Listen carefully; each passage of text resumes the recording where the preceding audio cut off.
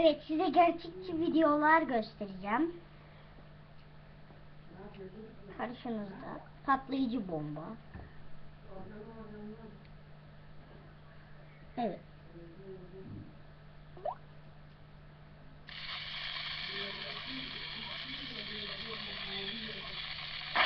Gördüğünüz gibi patlıyor. Ama eve bir şey olmuyor.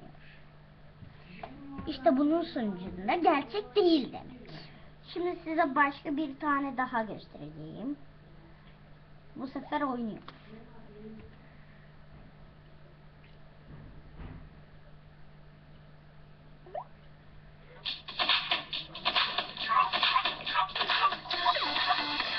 Gerçek değil.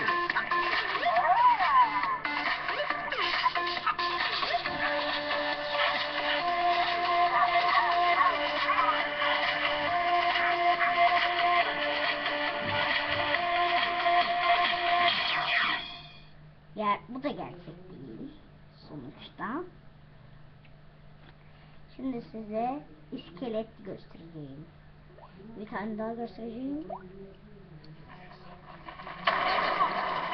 Çok kötü ama ölmedi. Bunun sonucunda gerçek değil anlamında geliyor. Ölmedi. Şimdi son olarak da şu iskeletli.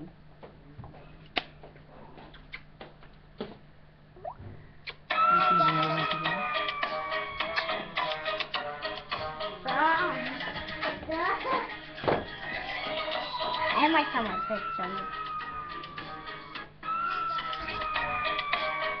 Bakın.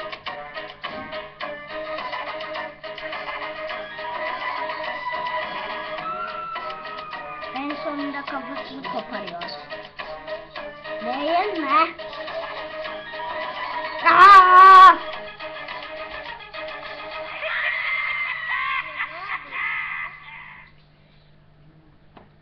Evet, bir kez de sona geldik.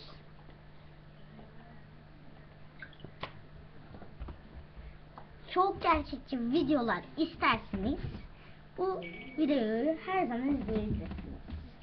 İstediğiniz zaman her yerde.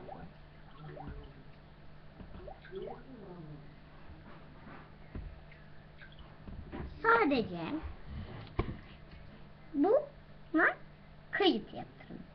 Şuradaki yıldızlar var ya, hani yıldız kayıt olmak için.